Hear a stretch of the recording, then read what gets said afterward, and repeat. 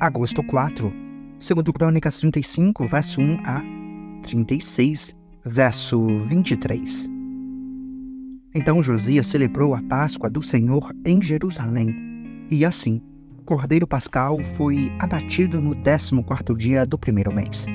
Josias também nomeou sacerdotes para as suas atribuições e os encorajou a realizar seu trabalho no templo do Senhor. Deu a seguinte ordem aos levitas encarregados de instruir todo Israel e consagrados para servir ao Senhor: coloquem a arca sagrada no templo construído por Salomão, filho de Davi, rei de Israel. Não precisam mais levá-la de um lado para o outro sobre os ombros. Agora, dediquem seu tempo a servir ao Senhor seu Deus e a seu povo Israel. Apresentem-se para o serviço, de acordo com as divisões de seus antepassados, por famílias, conforme as instruções de Davi, rei de Israel, e de seu filho Salomão.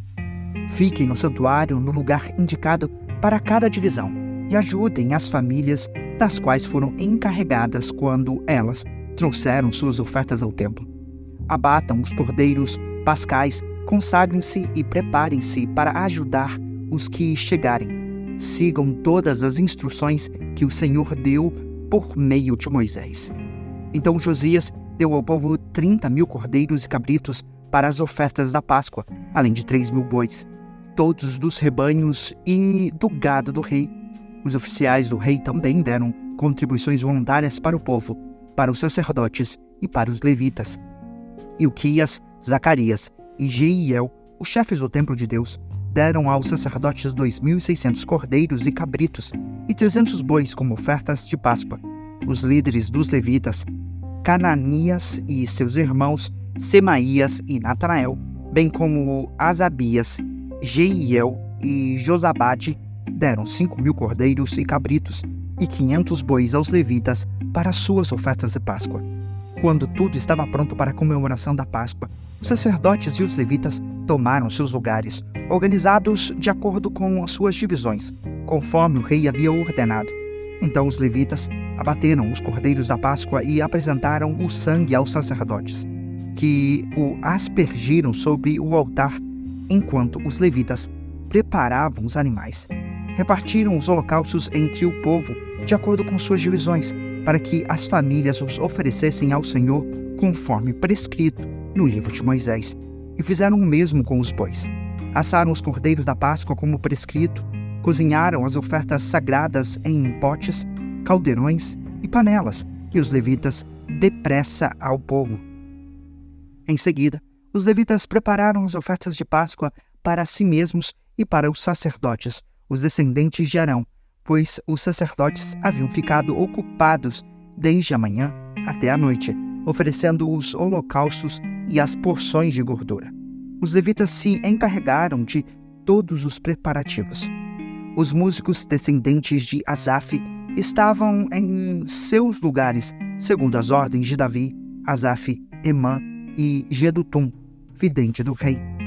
Os guardas das portas não precisaram deixar seus postos, pois seus parentes, os levitas, também lhes prepararam as ofertas de Páscoa.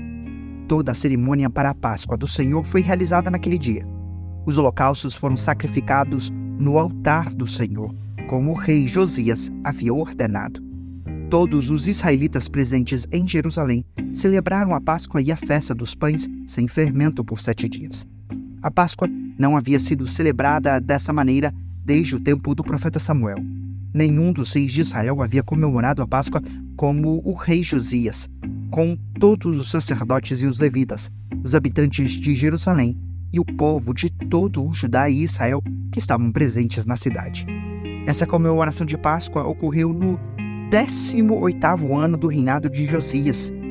Depois que Josias terminou de restaurar o templo, Neco, rei do Egito, levou seu exército para Carquemes, junto ao rio Eufrates, e Josias e seu exército saíram para lutar contra ele.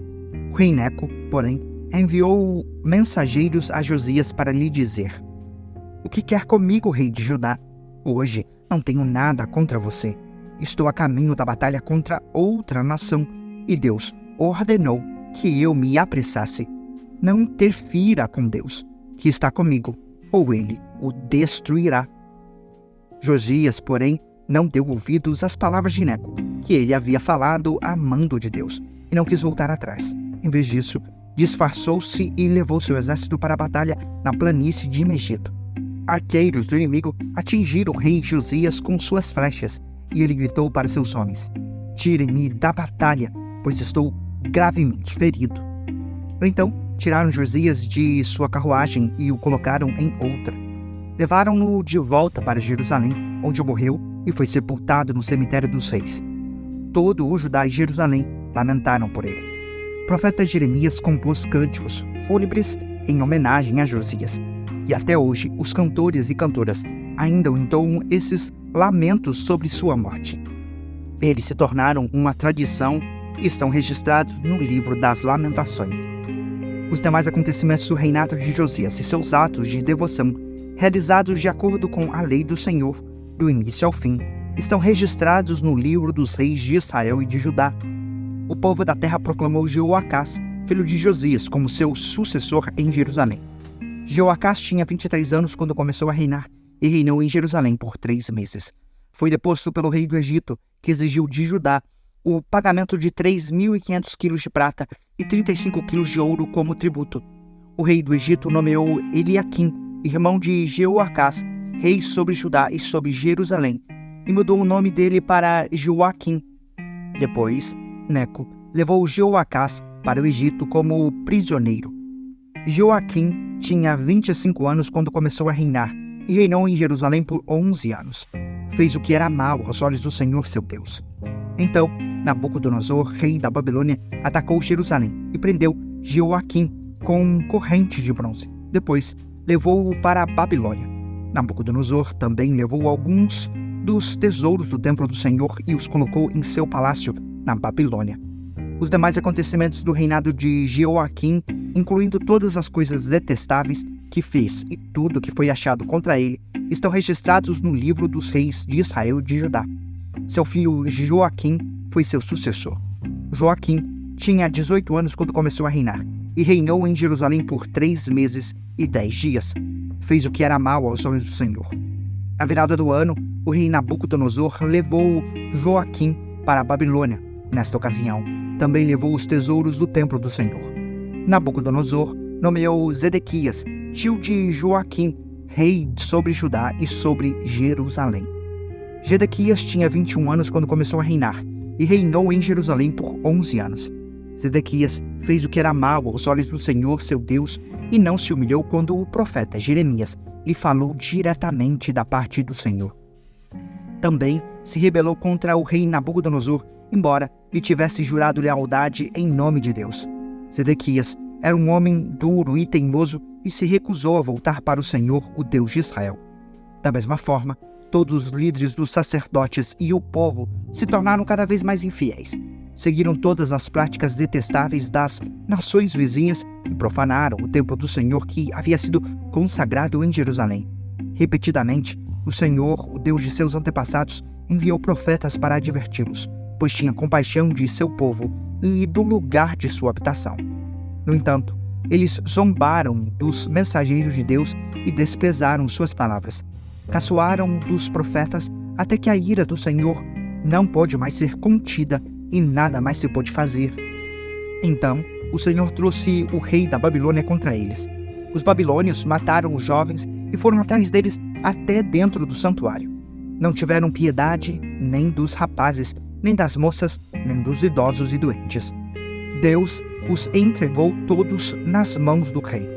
Ele levou para a Babilônia todos os utensílios grandes e pequenos do templo de Deus e todos os tesouros do templo do Senhor e do palácio do rei e de seus oficiais. Seu exército queimou o templo de Deus, derrubou os muros de Jerusalém, queimou todos os palácios e destruiu tudo que era de valor. Os poucos habitantes que sobreviveram foram levados para o exílio da Babilônia e se tornaram servos do rei e de seus filhos, até que o reino da Pérsia conquistou o poder. Cumpriu-se, desse modo, a mensagem do Senhor transmitida por Jeremias. A terra finalmente desfrutou seu descanso sabático e permaneceu desolada até que se completaram os 70 anos, conforme o profeta havia anunciado. No primeiro ano do reinado de Ciro, rei da Pérsia, o Senhor cumpriu a profecia que havia anunciado por meio de Jeremias. O Senhor despertou o coração de Ciro para registrar por escrito a seguinte proclamação e enviá-la a todo o seu reino. Assim diz Ciro, rei da Pérsia: o Senhor, o Deus dos céus, me deu todos os reinos da terra. Ele me encarregou de construir para ele um templo em Jerusalém, na terra de Judá. Quem pertence ao povo dele, volte para realizar essa tarefa, e que o Senhor, seu Deus, esteja com vocês. 1 Coríntios 1, versos 1 a 17. Eu, Paulo, chamado para ser apóstolo de Cristo Jesus, pela vontade de Deus, escrevo essa carta com nosso irmão Sóstenes, à Igreja de Deus em Corinto, aqueles que ele santificou por meio de Cristo Jesus. Vocês foram chamados por Deus para ser seu povo santo, junto com todos que, em toda parte, invocam o nome do nosso Senhor Jesus Cristo, Senhor deles e nosso. Que Deus, nosso Pai, e o Senhor Jesus Cristo lhes deem graça e paz. Sempre agradeço ao meu Deus por vocês e pela graça que Ele lhes tem dado em Cristo Jesus. Por meio dele, Deus os enriqueceu em tudo, em toda a capacidade de expressão e em todo o entendimento. A mensagem a respeito de Cristo, de fato, se firmou em vocês, uma vez que nenhum dom espiritual lhes falta enquanto esperam ansiosamente pela volta do nosso Senhor Jesus Cristo. Ele os manterá firmes até o fim, para que sejam livres de toda a culpa no dia de nosso Senhor Jesus Cristo.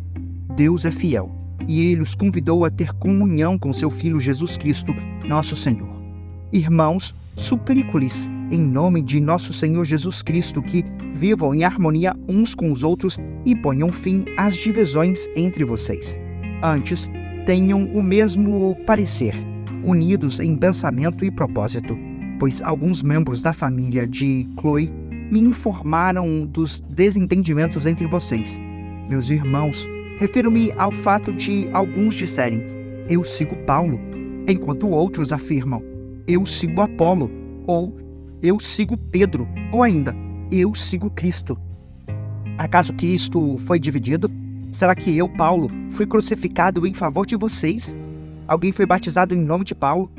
Graças a Deus, não batizei nenhum de vocês, exceto Crispo e Gaio, de modo que ninguém pode dizer que foi batizado em meu nome. Sim, também batizei a família de Estéfanes, mas não me lembro de ter batizado mais ninguém. Pois Cristo não me enviou para batizar, mas para anunciar as boas novas, e não com palavras de sabedoria humana, para que a cruz de Cristo não perca seu poder. Salmos 27, versos 1 a 6. Salmo de Davi. O Senhor é minha luz e minha salvação. Então, por que ter medo? O Senhor é a fortaleza de minha vida. Então, por que me estremecer? Quando os maus vierem para me destruir, quando meus inimigos e adversários me atacarem, eles tropeçarão e cairão. Ainda que um exército me cerque, meu coração não temerá.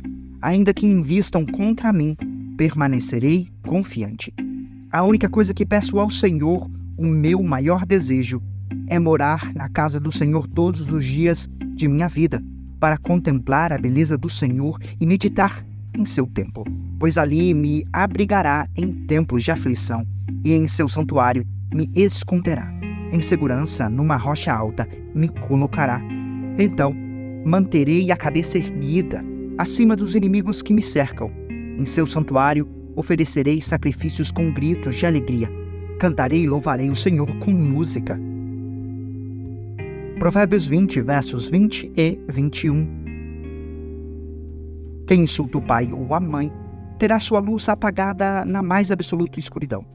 A herança obtida antes da hora acaba não sendo bênção no final.